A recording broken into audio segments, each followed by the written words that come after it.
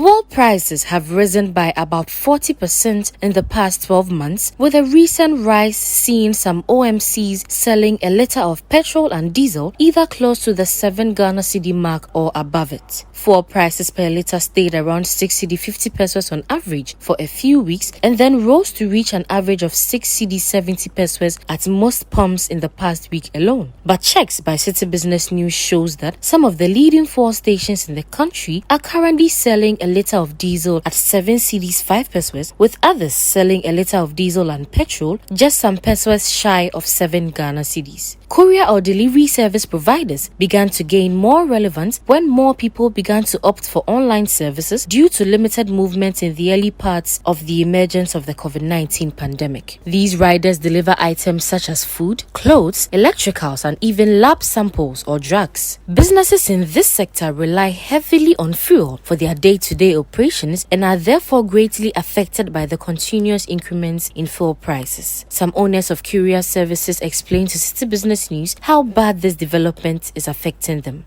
We use 50 Ghana for each motor, 50 to 45 Ghana cedis for each motor or each year's ride. And now the same motor, the same tank, when you go and fill it, you are buying around 85 to 90 Ghana cedis. I don't know whether it is the pump or what, but per my calculation, because it's business I'm doing, and I know that I fill my tank with 50 Ghana, but now it is now 85 to 90. So we are talking about 80 to 90% increment within 3 years. For some customers, you have signed 1 year contract with them, and so with a fixed rate, regardless of fuel prices changing, because you signed a contract, the only way it can be adjusted is when there is a mutual agreement. What if the customer does not agree? It means that you've lost the business. So as for the effect, it is huge. It is increasing our cost of operation, and it is making us lose customers to individuals, because if you adjust your price, somebody else who is not an organization or a business will either take less. Unfortunately, customers have no choice than to bear the brunt of the price increment. Thomas Adbeti talks about some price adjustments he's had to make to break even. At first, we take 15 cedis if we are picking 3 or 4 items from you, because maybe the pickup, we consider that we are coming to you and we are picking 3. But now we take 25. We take 25, 20 within Accra. And we have our own definition of Accra.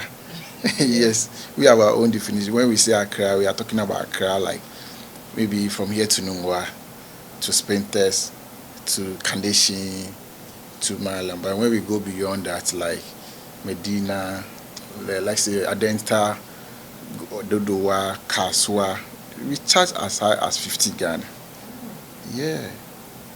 Although many stakeholders have been pleading with government to help salvage the situation, these business owners have their own requests as well. They should absorb some of the taxes. They should absorb it, because as a government, I believe you are just like a father. So if you don't want to hold on to some of the responsibility, you want to push all on us, then I don't see the purpose of government. That's what I believe. I believe government, you are the father.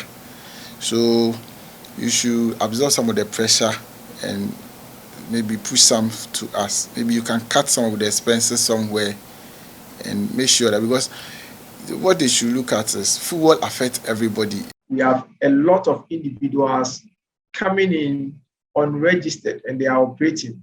And so those of us who are registered and then are paying yearly charges for operating legally, at the end of the day, we are being affected, because a lot of illegal people are on the ground doing or taking businesses from us. So the Commission should enforce strongly the regulations. And the government should also make the working condition for us in the country a bit flexible.